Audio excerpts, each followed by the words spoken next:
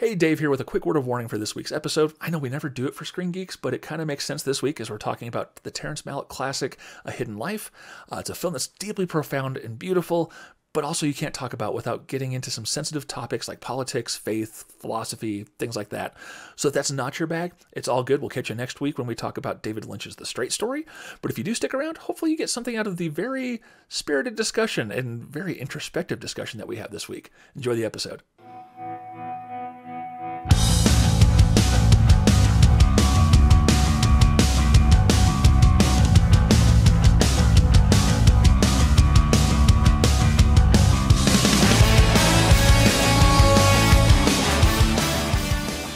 Hey, how's it going, everyone? Welcome to Screen Geeks Radio, the video edition, I guess. This is Dave.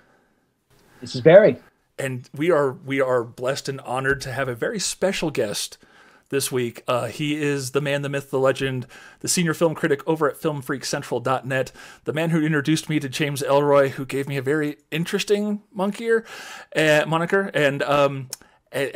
let me meet Jane Wideland. So, Mr. Walter Chaw, how are you, sir? Hey. Well, thank you so much for having me, you guys. Longtime fans of yours, obviously. Right. Yes. When I got the when I got the bad signal this morning, I was very flattered and humbled by it. So, thanks very much for having me on, you guys. You're two of my favorite people. Thank you so much, Walter. Right back at you. Yes, very much likewise. I was watching this week. We're talking about the Terrence Malick classic. It should be a classic. It's been ignored. We'll talk about that later. A Hidden Life. And what really resonated with me is as I'm watching the movie, I remembered your review, and I'm like, how do we not at least ask Walter? I mean, I don't see why you'd say yes, but I'll ask, and we are very thankful that you did. Yeah. Well, I appreciate that. I mean, I'm always a little bit surprised when people read my reviews, and so. Thanks for not only reading it, but not despising it instantly. So here's the thing. I don't know if I've ever told you this. The challenge is, like, every time you hate a movie I really wanted to watch, I was like, no, it can't be right. It can't be right. The prime example was La La Land. Like, you weren't a fan, that's a nice way to put it. I'm like, that can't be right. This looks too good. And we walked out. I took my wife to the press screening for the Denver Film Festival. We're driving home. Dang it, he's right. And we just started tearing it apart. Oh, yeah. You know, I saw that up at Telluride, and it was sort of the buzzed about film. You know, one of the big buzzy movies, and Damien Chazelle, is that his name, was Yes. up there, and Emma Stone was up there. And they did sort of like a public, as they do. I don't know if you guys have been to Telluride, Barry. Not yet. No.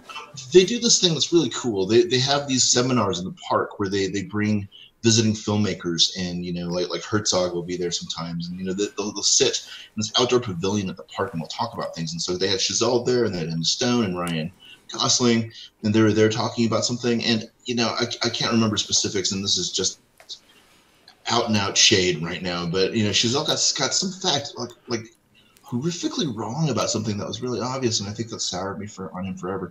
Not that Whiplash didn't do a good enough job, but then I saw La La Land.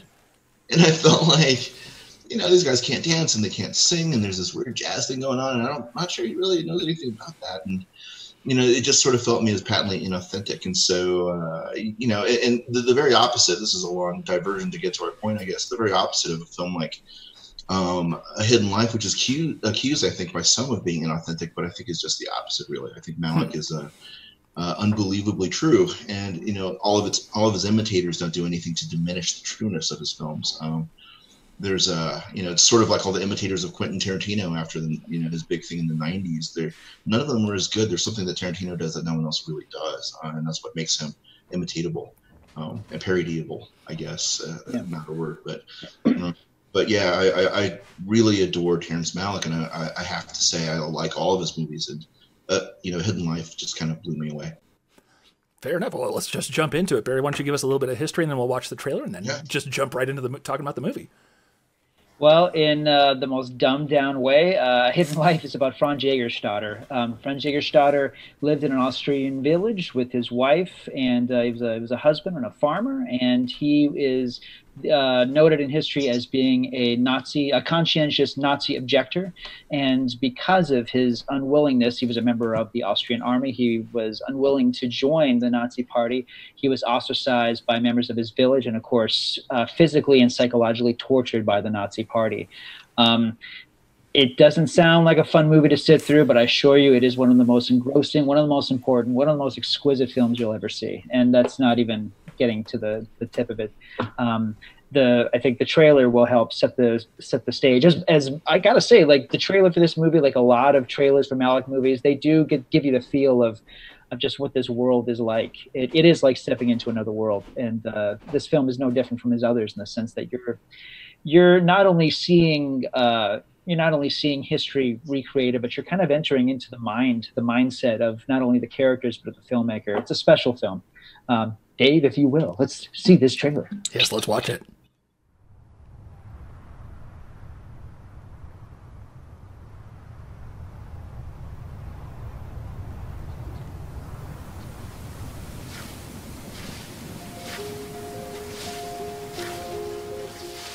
Remember the day when we first met? I remember that motorcycle, my best dress. You looked at me, and I knew how simple life was then.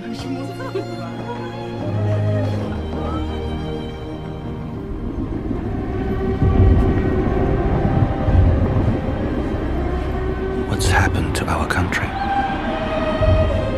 We're killing innocent people, raiding other countries, preying on the weak.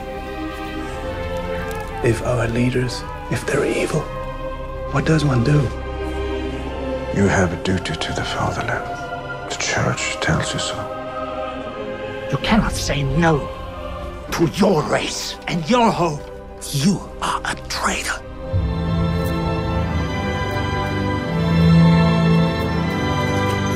I can't swear loyalty to Hitler. I can't. Do you think your defiance will change the course of things? Get down! If God gives us free will, we're responsible for what we do, what we fail to do.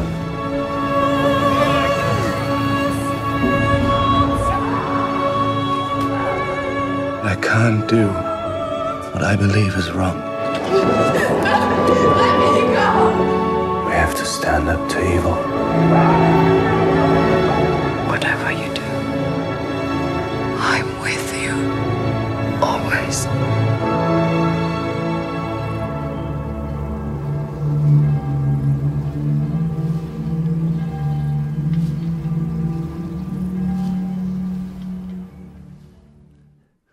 So I don't know if you guys saw when Variety first showed, I think it was like a 60-second clip, and it was of Franz and his wife just like walking down the path against the hillside near their house, and there's just like being very loving. Nothing really happens in it, and I think it may have been the first time a teaser trailer made me cry. Which I mean, I never thought something could top Tree of Life, but here we are. Yeah, you know, the first teaser that made me cry was for Man of Steel. Yes. I think the trailer for Man of Steel might be the single best Superman movie ever made. It's beautiful. It's so gorgeous. Yes. What is it? Only to find out that the film is a series of 60 trailers, which is weird. But the trailer is unbelievably good. It's so Superman, right? I think unbelievably is correct, because I watched it. I'm like, there's no way the movie's going to be this good, and I don't like being right. Sir. You were correct, sir. Yeah, you were dead on. It's like that Holly Hunter thing in broadcast news when her producer says, "Oh, it must be so nice to be right all the time," and she says, "No, it's awful. It is awful to be right." I don't want to be. I'd like to be wrong about visionary director Zack Snyder, but I haven't been yet. Yeah, it's true. But back to actually talking about a good movie. So where did you see this, Walter? I saw this also at Telluride. I saw it up there when it had maybe its North American premiere. I'll bet it was. Yeah, it was. And August Deal was there. The actor who played Franz. Wow.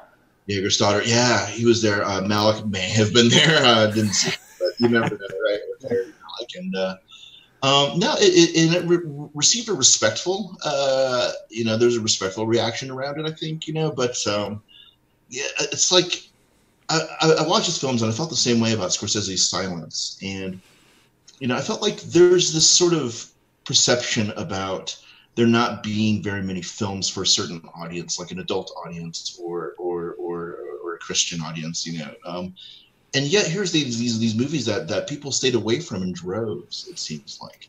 I saw Silence 6 times in the theater just because I could see it for free. I was running some movie theaters at the time, and every time I sat in, it was just during the day or during whatever. It was an empty theater.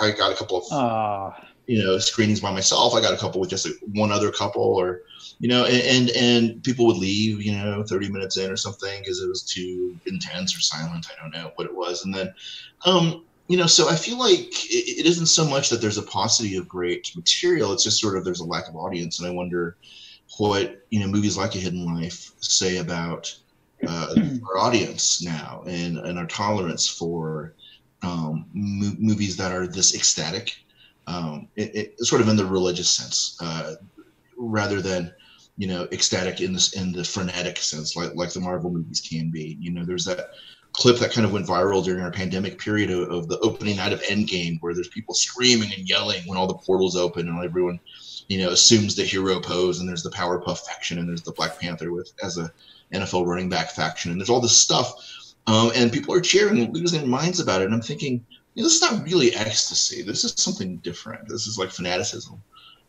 Whereas a film like A Hidden Life, to Barry's point, really does inspire sort of standing outside of oneself. That sort of ecstasis where you, in a very religious sense, you're transported into a different plane of contemplation. It's an existential film in the very basic sense of that word, and a spiritual in a very basic sense of that word. I'm a screaming atheist with a great respect for spirituality. And when I watch a movie like this, I really feel this strong sense of responsibility and connectedness to other people.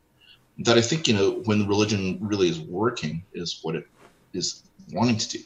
And so here it is in a film that's giving me more reason to become, of that faith than almost any other reason I can see in popular media or popular representations. It's an extraordinarily respectful film for other people, about other people, about empathy and about Sonder, and this, on the day that I don't know if I should mention current events if this is coming out later, but we're recording on the day that Lynn Shelton has died. Yeah. And the thing about Lynn Shelton's films that I really, really admire above all else is her absolute empathy. This idea that she doesn't care so much about dialogue and script or whatever, as much as she cares about how people react and how people act and respond to one another. And it gives me this different worldview. When I walk outside, I have a better empathy for other people because of Lynn Shelton's films. And with Terrence Malick, I have a better empathy for religion, for a higher plane, a better way to live. And he has changed the way that I look at the world. And so, yeah. Yeah, I'd say, especially, like, I adored the Tree of Life because it really delved into aspects of philosophy and religion and spirituality in ways that I hadn't seen addressed in films.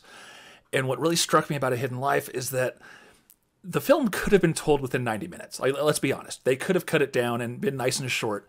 But what I really respect and what I love about the film is that Malick brings different points up about how our main character is reacting to the things around him and this thing that's stirring within him.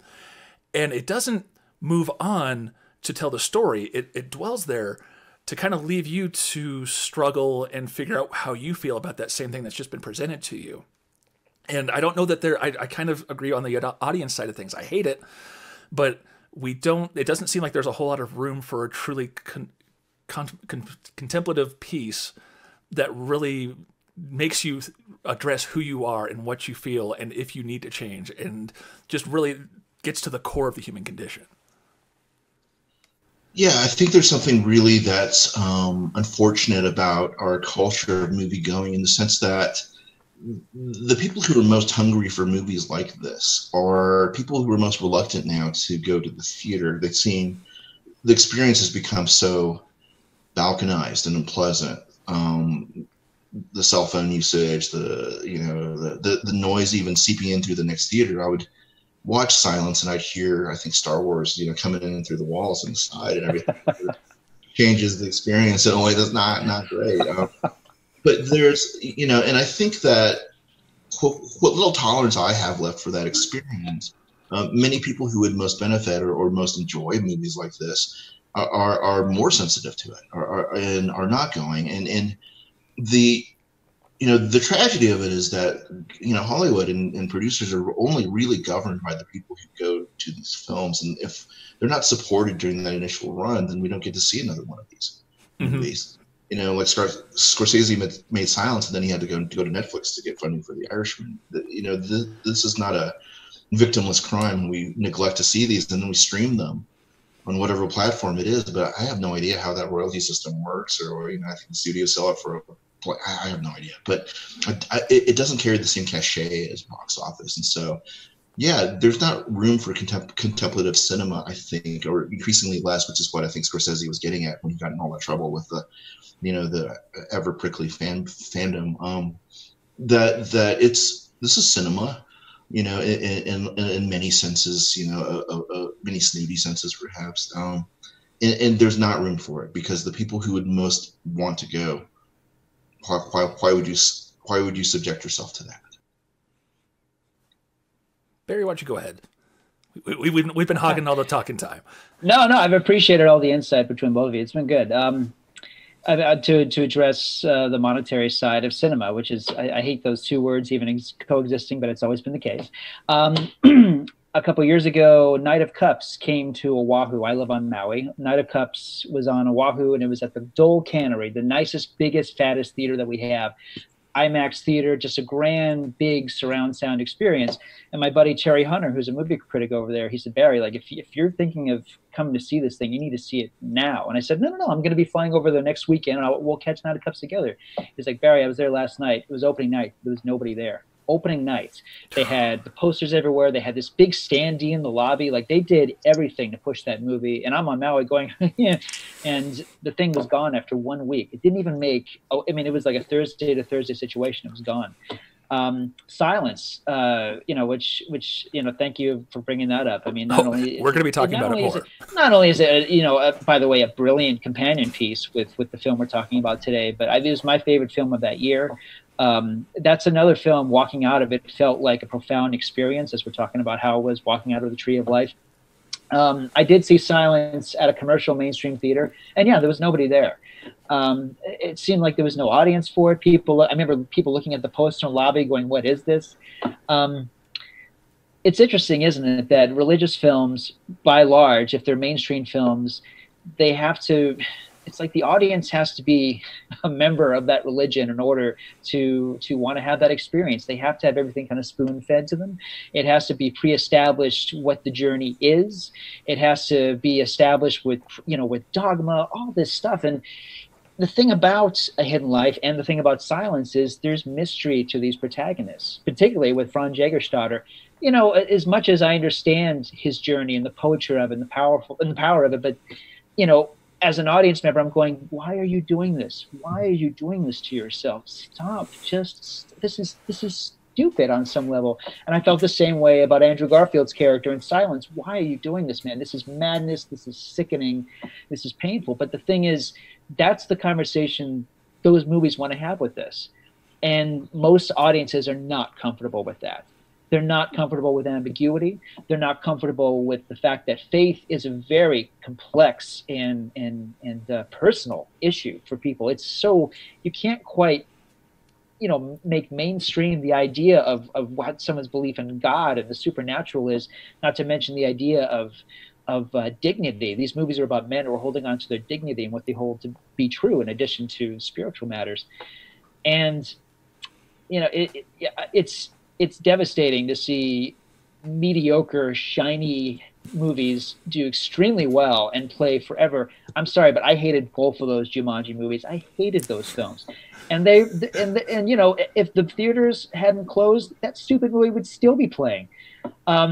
But the fact is, like, A Hidden Life never came here. I got to see it. I got to see it as via a screener, which was really nice, and that was in November. And then it was the last movie I got to see in December. Fox Searchlight really nicely. They allowed local film critics to see it. It was weird. It was a double feature of Jojo Rabbit and A Hidden Life in the same day. Very weird double feature, but you know what? I don't care. I got to see A Hidden Life on the biggest screen that we've got. It's our equivalent of the Continental, and I got to see it on that giant screen. And and it was like, wow, I saw it at home. I thought this is a masterpiece, but to see it on a giant screen that just wrapped around me, it was a very intense experience. And it, I feel like I'm seeing it again for the first time. But I'm with you guys.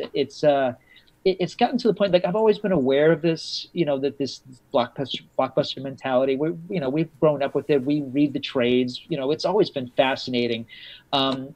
But it's especially heartbreaking when bad movies are doing so well and great movies are just completely ignored. And people are finding them on streaming. That's great. But watching a movie on your box at home is not how these films were made. We always see these pictures of guys like Malick and Spielberg doing this, and it's because they're thinking about the big screen. We're not supposed to be streaming these things in our home. We're supposed to be out of our comfort zone. We should let these movies happen to us. Malick movies, the great ones, all of them, they happen to us. It's like an occurrence. It's like our eyes are being put into someone else's body and we're seeing the world in a different way. We should have that experience. We should be allowed to it. And I think the fact that most people aren't going to see A Hidden Life that way is really unfortunate. Yeah, as you're speaking, Barry, I was inspired to think. You pinged a lot of things in my head as you're talking, and one of them was that Carl Dreyer's *The Passion of Joan of Arc*, the great silent film, was originally intended to be screened without a score, without a opening score. It's intended to be screened silent. And I tried it once. I threw it up on the big screen and I didn't turn on the soundtrack. I just watched it silently. I got about 30 minutes in. It's too much. It's too much. It's too intense. The images are too intense. The emotion of it is too intense. And the silence becomes deafening. Is it Emily Dickinson has this line in one of her poems about the silence of cathedral bells, the heft, the gravity of the weight of the silence of them. And I think that's part of that discomfort. I think feeds into the lack of audience as well. It isn't just that, the people that will go aren't finding it, but I think there's also this idea for me that, it's easy for us, as critics and champions of the art to get into this conversation about modern audiences and complaining about them. And I do that too, believe me. But, I think back to the Romans, and they weren't selling out the Colosseum for Aristophanes. They're selling out the Colosseum for bear baiting and gladiatorial contests. This is not unique to the human experience. And as we see now with the COVID-19 deniers and all this, we're not really smart. We're sort of like shaved monkeys in suits and stuff. It's always been an anomaly for art to be, whenever there's a revolution, art seems to be the first thing that's burned to the ground. Pol Pot to the Taliban to, the Cultural Revolution, the Great Leap Forward in China, all these, whenever there's a grassroots movement, an egalitarian movement, the first thing that they kill are the intellectuals, because they're seen as damaging and superfluous to society. And indeed, something like A Hidden Life, it would be the first thing on the bonfire, because here's this film that is completely extraneous in a way, and dangerous, because it inspires people to resist and to live, an authentic life. And so a lot of things that you're inspiring me to think about in regards to this movie that are so important. And I left that movie hollowed out. The first time I saw it, every time I've seen it, I've only seen it, I think, maybe 3 times, but the first time I saw it was at the Werner Herzog Theater at Telluride, which only exists during the Telluride Film Festival. For the rest of the year, it's an ice skating rink where the local high school hockey team plays. But during the Telluride Film Festival, they go in there and they turn it into really a state-of-the-art cinema. They put up walls, they put up sound dampening things, and they put up a sound system that is just extraordinary. I saw Gravity in that theater with Alfonso Cuarón and that's not Cuarón. Is it Cuarón? Yeah, in attendance. And he was like upping and down, like turn it up, turn it up, turn it up. He like really making it an unbelievably immersive experience. So watching A Hidden Life, Barry, to your point, on this state-of-the-art system, on this brand new print, never been shown before, was just so transporting. And I'm not a huge, strange for me to say now, I'm not a huge pusher of you need to see everything on the big screen. I'm not Christopher Nolan in that sense, but certain films, it's definitely a different experience. I saw The Thin Red Line at its premiere in Denver at a theater that's not there anymore on 70 millimeter, and it was I don't know that I'll ever forget it. There's something about that. I saw Lawrence of Arabia down at the Mayan when it was still a single screen theater on 70 millimeter projected. I don't know that I'll forget it. Those are things that have burned themselves into my brain, and what a shame if that were to go away. But yeah, lots of disconnected thoughts, I guess. No, it's good stuff. I mean, you get them too, Dave. We're talking about those films that, like we're not talking about movies. We're talking about things that it's like these things are happening to us. These characters where we're seeing, when the movies are that good, when the quality is that good, when the writing is that good. I'll throw this out. There's a theater that doesn't exist in Fort Collins, Colorado. It was called Campus West. It looked like the theater from Mulholland Drive. It had like velvety curtains. It was in the round. It was seats that you walked down to. It was this sensual box of a theater. It was magnificent. I saw Eyes Wide Shut there opening night. Awesome experience. I saw Alien Resurrection there, and you know what? It was freaking great. It's never been that good since. But like, again, it's these places where, you could just. And the reason I thought of it, I saw L.A. Confidential there, and I remember walking to my car afterwards, and I actually started to cry. It's a little embarrassing, but it's true. I was crying because I was thinking, it's a perfect film. I've never seen a film from Warner Brothers that I thought was that perfect before. And it's just, I wish people would go for it. And I guess to continue the conversation about this, instead of just spinning my wheels about great movie experiences, I think it's interesting that the films that have really flourished over the last 20, 30 years that have been about difficult subjects, painful subjects, they come with either the cachet of Academy Award, hype, or it's in the case of like Mel Gibson made this film about Jesus. Steven Spielberg made this film about the Holocaust. So somehow like there's this movie star lore that brings us to it. And the fact is that most people don't know who Terrence Malick is. Most people don't go to Scorsese movies that don't have guns in them. It's absolutely fair. Something that strikes me a lot about this film, and I wonder if it gets to audience appetites in a way. There is no way around it. We are in a very divided time politically and societally. And with the Tree of Life, it at its core, it really seemed to, outline the idea between choosing between the path of self or the path of grace as we live our lives. And what really struck me about A Hidden Life, that really got to my core personally, was that the film makes its choice. Obviously, Hitler and Nazis are bad. Yeah. But it also makes this extraordinary effort for him to humanize those who he disagrees with and find the humanity in them and have compassion for them. And we live in a world right now that seems to be, you have to choose this side or this side, and you have to stick there and hate the other side no matter what. And A Hidden Life just refuses to do that. It does the Adam Savage thing. I refuse your reality and substitute my own. There's a different way to do this, and I'm wondering if that's just not resonating in this time like it should. Yeah, I think that might be too big a topic for me to tackle. I think ultimately, my thoughts about that are sort of, we've always been balkanized. There's sort of this myth of American unity and melting pot that was never true. The night of the election on 2016, where it was widely greeted with shock, I think was greeted with resignation amongst a lot of us, minorities particularly, where it's like, there's a sense that you should never really bet against hate. That's hate tends to win, and that's sort of held true through history. All these horrible atrocities, and we vowed never again, and yet how many genocides have happened in our lifetimes? Multiple. What have we done about it? Nothing. And concentration camps are happening in this country. What are we doing about it? Nothing.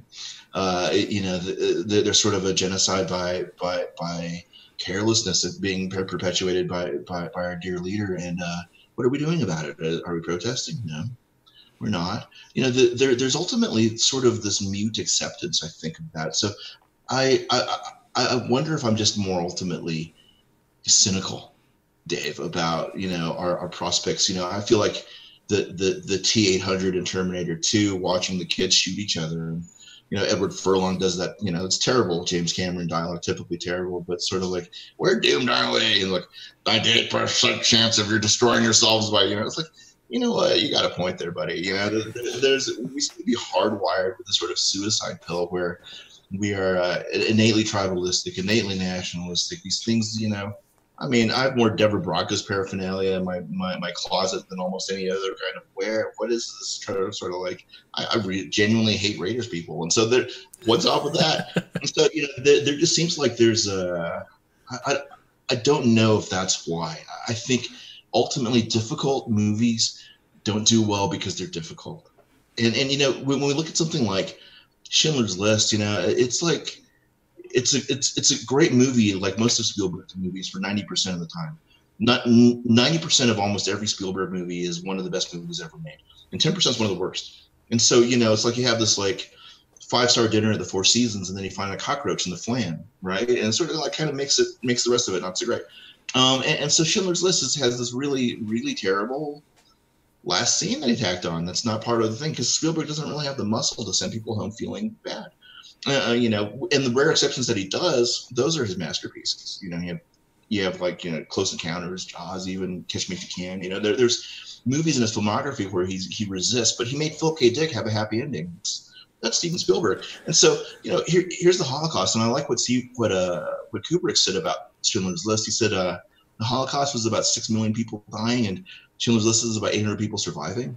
I think that's what he said about that. And Billy Wilder wanted to do that. Can you imagine the viscera and the assfulness of, here, I said I wasn't going to swear, but there it is. It's all good. It's all good. Of a Billy Wilder Schindler's List. My God, the scabrousness. But, you know, when Passion became the top-grossing independent film of all time, it was on the back of church groups, these fanatical church groups, busing their people in to watch a snuff film with special effects by the guys that were doing giallo in Italy. You know, Mel Gibson brought those guys in and said, "Make this disgusting, absolutely make it disgusting." And you know, all of a sudden, Mel Gibson, who has revealed himself to be, you know, one of my favorite movie stars of all time, and just a loathsome human being, became for a while sort of a biblical scholar in the eyes of these people. And it sort of is a preview of coming attractions of what's happened now. You know, when our faith leader in the White House is this wackadoo who's up there selling, you know, malaria medicine and bleach. And so it's like the people want noise, and people want viscera, people want gore, and you know, people want the little girl in the red coat. They want these little resolutions that are emotional. Whereas A Hidden Life, to Barry's earlier point, is nothing but frustrating. It is just frustrating because, you know, it's impossible, I think, to understand sainthood, and that's the point. You know, we don't understand that kind of thing because we don't possess that kind of grace. It's something we aspire towards. And for him, you know, I thought throughout the course of Hidden Life about the scene in Witness, the great Peter Weir Harrison Ford film, where the old Amish man Eli takes Lucas Haas, the little boy, to him after the little boy was caught holding the gun, you know, holding John Book's gun. And the old man says, Eli, you know, what you take into your hand, you take into your heart.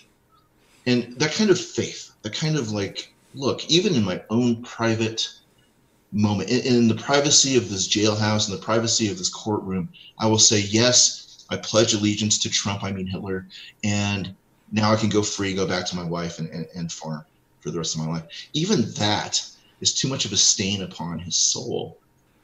And can we all say that when we're confronted with a situation like that, where we're you know, there's a recent kind of kerfuffle again on Twitter, you know, all that stuff. But if we're confronted with a situation where we have to make a choice to stand up for what we believe in, even if it jeopardizes our livelihoods, are we good enough people to do it? And I think that's the question. And it's that simple a question, but it's a very difficult one to answer. I think a lot of us are failing that. I agree. It's completely frustrating because on my second watch, I watched it last night. I ended up picking up on Vudu because I can't buy a Blu-ray if I wanted to, unless I want to drop like 40, 50 bucks from Amoeba. What struck me was through the whole thing, there were plenty of opportunities for him to talk back and even do so in a very respectful manner. Like every time someone's like, do you really think this is going to matter? Is this going to matter at all? Just sign the paper. And the very logical response would be, well, if it's not that big a deal, then why am I here? But that wasn't the point of what he was doing. And the most striking thing about the film, and when I talk about like trying to find the humanity, if you haven't figured out, watch the movie before you listen to this. I don't know what to tell you otherwise. But at the end, when he has the guy who's in charge of the tribunal saying, do you judge me? Do you judge him? Is he an evil person? He's like, I don't even say that he, meaning Hitler, is an evil person. I think he may have made some bad decisions, and he's in a place that he can't get out of.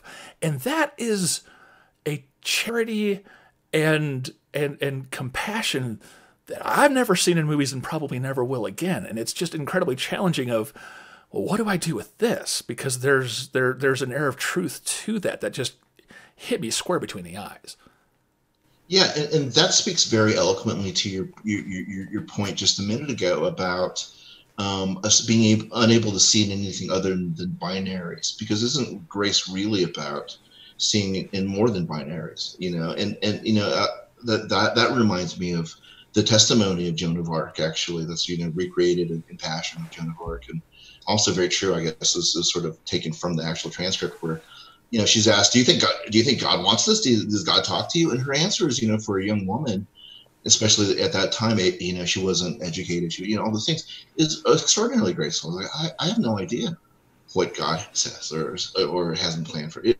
What sort of arrogance it would be for me to, and sort of that unwillingness to be certain about other people and about even yourself, to say that I'm just doing my best to do the right thing, and I presume other people are as well, and sometimes people get in a bad spot, and I love that tribunal scene at the end of Hidden Life as well with Bruno Ganz. He plays the what's his name, Lubin, the final judge that going to decide. And Bruno Ganz, of course, played Hitler in a film, and so it was a downfall, and so for Malick to cast a man who played Hitler to ultimately be the sort of object of empathy and grace is sort of a double layer of understanding or grace. I keep using the same word over and over again, but it's appropriate. Yeah, it's the word, I guess. It's remarkable. It's remarkable. And I was so frustrated, I have to say, by him not capitulating, that at the end it really caused me to question my own morality. Like, who am I really as a human being who believes that he's moral, to question his morality and not capitulating even in this way? Because, I believe that sort of was coming from a place of pity. I want, please just stop. Please just go and live and whatever, without considering, he would live with this. He would know in his heart that, he wore the Trump sticker, he wore the hat for a while, even if no one else did. And perhaps that was something that would be a heavyweight for him to carry. Anyway, it's caused me to really address the way that I move through the world since seeing it. It seems like a big statement, but movies like Silence, movies like Hidden Life, I've recently gotten a essential services job, just to make ends meet during the lockdown. And, I'm in the privileged position of mentoring a lot of younger people right now. And little gestures mean a lot. And I've become much more conscious about the impact I can make just by making a small gesture. And the quote from Hidden Life is that, that you are growing good. The growing good of the world is partly dependent on historic acts, and that things are not so ill with you and me as they might have been is half owing to the number who lived faithfully a hidden life and rest in unvisited tombs. It's like the impact, the absolute impact that we can make from one another. That's George Eliot, right? The impact that we can make on other people just by these little moments of kindness is has become very precious to me. And this film is directly related to that. It was a strong, harsh reminder to me to be a better person, even in moments where I might be uncelebrated or might just pass between one person. Amazing that a film could do that, I guess. It is an incredibly profound film. It's a profound experience. If you walk away with it being bored, I don't know what to tell you. I mean, I don't know how that can be, because it really puts some tough questions right in front of you, and you got to deal with it. I think very much. I mean, you brought up silence a few times, and I kind of want to get both your takes on this. It kind of feels like Malick obviously saw silence. There's the email that was famously sent to Scorsese afterwards, saying, "What does Christ want of us?" I kind of wonder if A Hidden Life is kind of a respectful disagreement of silence, just based off of where the endings of both films kind of separated from where the rest of the film was going. It's interesting. I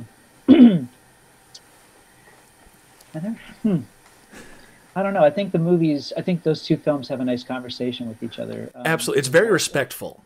Yeah, and as Walter indicated, as you've touched upon as well, I mean, it's a plea for empathy. It's a plea for understanding may not be the word, because I think to some level we can't understand what Jägerstätter is going through. We can't. It's kind of the problem with Batman and Superman. Everyone can relate to Batman. Everyone can relate to being in our parents' basement, sulking and being angry and wanting to put on a mask and beat up all the awful people upstairs. It's hard to relate to a guy like Superman. It's hard to relate to a guy who has the power to walk away, and he doesn't. And he has an empathy. To talk about this in a really dumbed down way, it's hard to relate to Superman. And I found that even as a kid, by the way, growing up with Christopher Reeve's take on Superman versus Henry Cavill's version of it, which I've never liked. I've never thought this guy was relatable. I wouldn't want this guy saving me, let alone a cat out of a tree. I don't like this guy. I don't relate to him. And I found that, maybe Superman isn't, the question is, does the world need Superman? It doesn't feel like the world needs him right now, or that it's even a right time for Superman, or that a guy like him even has a place in this world. So like a guy like Franz Jägerstätter, his life is, it's like we're looking at another planet, looking at his life in Austria. But at the same time, the power of not only that story, but also Malick as a filmmaker. I love this guy. To talk about the moment that you referenced early on, the teaser trailer scene from the movie. I mean, that's the scene where he's coming home after some time being away. His wife doesn't just greet him coming home. She tackles him. She tackles him to the ground. It kills me every time. That's the kind of relationship they have.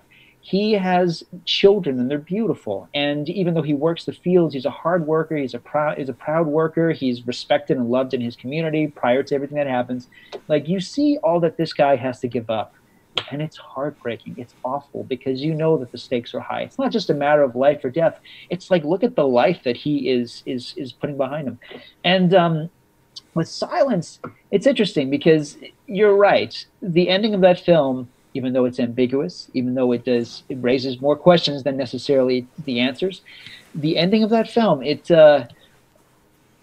I walk away from it thinking it's something of a small triumph.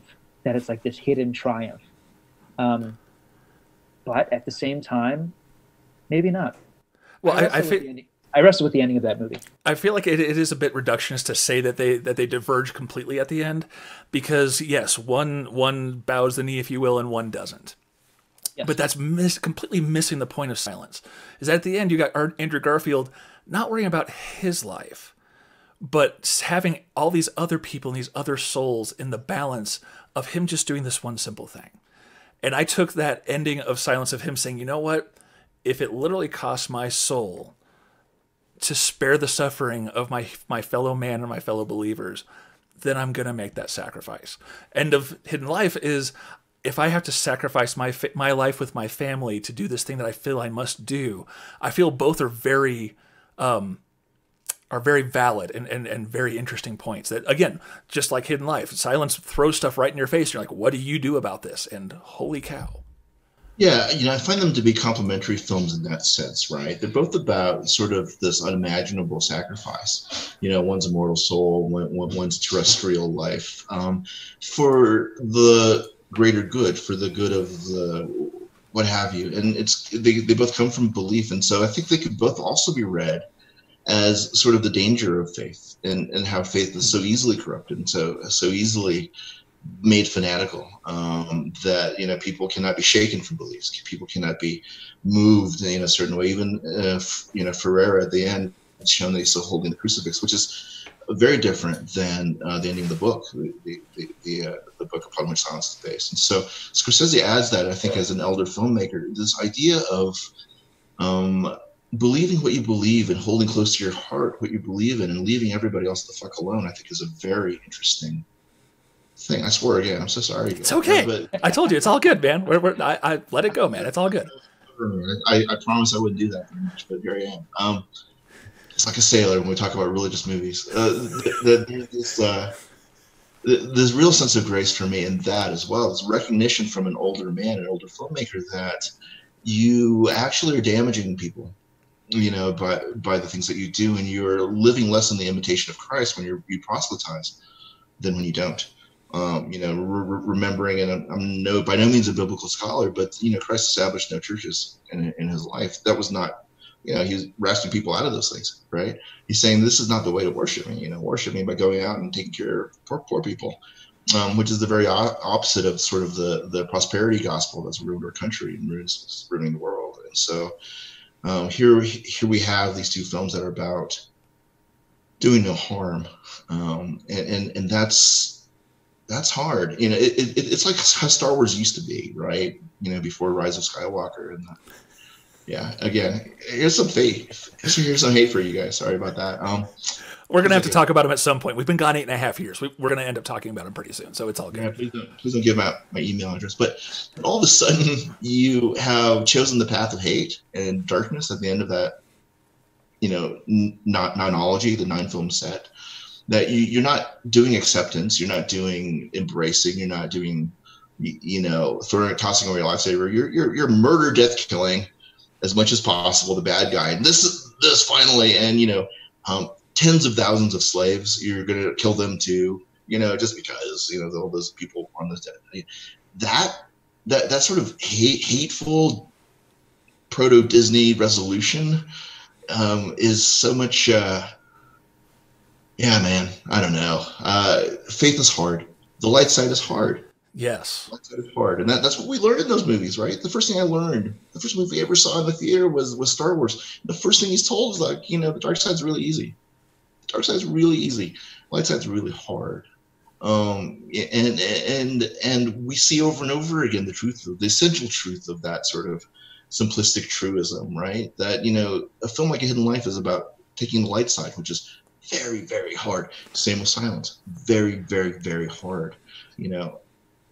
But people are drawn to the dark side, right? People are drawn to movies that have these sort of like, not only do I want the bad guy killed, I want him like chopped up into pieces in the helicopter blade. I want him really, really, really killed in a terribly imaginative way. Speaking of Henry Cavill, I want him falling off a cliff. Tom Cruise drops a helicopter on him. I want that to happen, because not only must he sort of perish quietly, alone and unloved, he must explode into a million bits of meat. And so this is our culture. It's bellicose. It's vengeful. It's a martyr culture. And no matter how much grief we visit upon others, we're the victim. And these movies, are not about that. And the thing about Superman that I do love, and I've always loved, is that Superman is an alien. He has come here. He doesn't fit in. He knows that he's different. Those elements that Tim Burton Superman were going to put front and center, Superman the alien, is what I loved about the Brandon Routh Superman as well, with Bryan Singer, another loathsome human being. But the movie is about a man who's looking for his home. He does. He goes to Krypton. He goes to find pieces of it, and he buries those pieces in his backyard like this strange collector of mementos. And that collection almost kills him. at the end of it, and it's a strong statement about alienation. When Superman is done right. When Superman is done wrong, like Man of Steel, he's just an agent of vengeance. And to Barry's point, that's not a Superman that I recognize. If Superman were really just an agent of vengeance, he'd be like Brightburn. He'd just be throwing bad guys into the sun. Why wouldn't you? Why wouldn't you? It kind of segue off into another film. It reminds me of Oldboy. What everyone remembers is the hallway fight, but what no one remembers is the overarching theme across the entire Vengeance trilogy about how revenge isn't worth it and how the toll that it takes on the human soul. Especially, I mean, Lady Vengeance is my favorite because of just how much it highlights that. Especially the fade to white version just breaks me every time. It's beautiful. But that's the best film I've ever seen that I can ever watch again. That's fair. Lady Vengeance or Oldboy? Lady Vengeance. Yeah, it's phenomenal. We should probably wrap this up because I would want to try to keep these to about an hour, and I wanted to respect your time too, Walter. Barry, is there anything you want to say to wrap things up? No, this has been fantastic. I was going to make a really off remark and be like, "Oh boy, isn't that a Spike Lee movie?" and then just let you two freak out, but I'll be good. Dude. I wouldn't freak out about that because I really like the Spike Lee version. I do too. Okay, yeah, all right. I love it because who better than Spike Lee to make a drama about the futility of retribution? That's fair. Okay, now you're going to make me have to see this movie, dude. Yeah, see it, man. Josh Brolin is amazing in it. There's good stuff in there. It's not as good as the original, of course. How could it be? But it's not a slick studio movie. It's down and dirty. Some good stuff. Elizabeth Olsen is wonderful, and Yes. I think that Spike Lee is maybe in a conversation about Terrence Malick. Here's a hyperbolic statement. I think Spike Lee might be the most important American director of the last 40 years, just in the sense of the boundaries that he's willing to break and the conversations that he's willing to have, all of which are ahead of the curve. Oldboy, no less. When I heard that he was the one that was doing the remake, I was very excited because here's a slave narrative about a slave that's been freed. It's his Django in a lot of ways. And the course of vengeance and the futility, ultimately, and emptiness of vengeance. The empty path of that. I think it's actually quite successful. I think it's a really well done film. Remember when it was going to be Spielberg directing it with Will Smith? Oh my God! And it would have had a happy ending. Definitely would have had a happy ending. Yeah. Yeah, they would have been pregnant. Wouldn't have been his daughter. It would have been great. I got a DNA test. Turns out you're not my father. Oh, thank God. And they get married. Yeah. They're going to put like a rock on top of the grave. Wow. Okay. I think that's a fantastic note to wrap that discussion up with. Walter, are you cool if we hanging out while we just finish up a little bit of housekeeping? Yeah, man. Cool. All right. Well, we got a little bit of email. So just full disclosure, we're recording these ahead of time. We're going to do live streams once a month on Twitch and YouTube, but we're kind of trying to get these knocked out ahead of time because we've got lives and it's working out better that way. But we got a couple of emails I want to read. In the future, we'll end up reading the emails during the live streams just so we can have more interactivity. But here's the first one from longtime friend, Mr. Christopher Page over at Orphan Entertainment. Thrilled that you two are together again and reviving ScreenGeeks. I've missed the show so much. The show was one of the first podcasts that I subscribed to and a large part of why I started podcasting myself, which I have done for over 10 years now. Feel old, Barry? Extremely. 10 years. Barry even helped out for several months over on Orphan Entertainment. In fact, his name just came up as Lydia and I were discussing the film The Sin of Nora Moran. It appeared to us to be a groundbreaking and ahead of its time as far as storytelling techniques, and we were lamenting how interesting it would be to get Barry's opinion in the film. I suggested it would be a great film to use as a topic in a film class. I wonder if it has been. I've never seen it. Have you seen that one, Walter? I'm sorry. Tell me The Sin of Nora Moran? No. Yeah. Okay. They usually cover public domain films, so it's probably out on YouTube. Let's see. Dave, your honest look at films is always appreciated and can be very refreshing after hearing others rant or rave over a film simply because it's the thing to do. I've attempted to approach my critiques and criticisms the same way. Haven't always felt I've accomplished it, but I've gotten better. I'm sure you guys will bring in some great new topics or even revisit some old ones and entertain the masses once again. If and when you might be looking for some fun recommendations, I'd love to hear your own thoughts on just about anything we've covered on either show, but I'd also like to think it would be the proverbial hoot if you two took on The Oscar. Just released a Blu-ray earlier this year, first time on home video in a lifetime. A film starring everyone from the era, and every one of them wished the film never happened. Tony Bennett's first and last film role. Good luck, and again, welcome back. Wonderful. I love The Oscar. It's like the ending of the Whitney Houston movie, The Bodyguard, but the entire movie. It's great. It's bananas. I love the Oscar. Fair. Have you ever seen it, Walter? Not seen it. Fair enough. No. It sounds horrific. Yeah, it's nonsense. It's wonderful. Like The Day the Clown Cried horrific? Or No. Hey, that movie has Pierre attacks in it. I cannot wait to see it. Is this due to be released soon? No. That's right. Isn't it like in the next 10 years? Yeah, because the museum purchased the works of Jerry Lewis. Yeah. And I guess with the museum membership, you're going to be able to see it. So yeah, I think that's in the next 10 years. Oh, I'll be keeping an eye out for that. It sounds like I don't think of it as a new Jerry Lewis film. I think of it as a new Pierre attacks film. So I'm all in, you guys. Fair enough. Then we had one comment on our Facebook post from Jalen Johnson, longtime fan. It's been so much fun seeing old school names pop back up. It's been great. So happy to see you both back after all these years. I know you go by a different name, but you'll always be the hype cast to me. Nice to hear so many stories about Josh. He hasn't been forgotten. We'll leave the first showing thing alone. But it's very nice that you remember us in any form, Jalen, so I'm just happy to hear from you. Some suggestions for future episodes. Since you guys were gone for a while, I'd love to hear your top 10 or 5 for the past decade. That could be fun. Also, what were your biggest letdowns from the past decade as well? There's a great genre film from 1987 called The Hidden with Kyle MacLachlan. It would make a great double bill with the original Terminator. If either Barry or yourself have never seen The Hidden, that's this guy. I'd love to hear your thoughts on it. Lastly, the biggest geek-related thing that ever happened in your hiatus was Star Wars coming back. It'd be nice to hear your thoughts on Lucasfilm's recent output.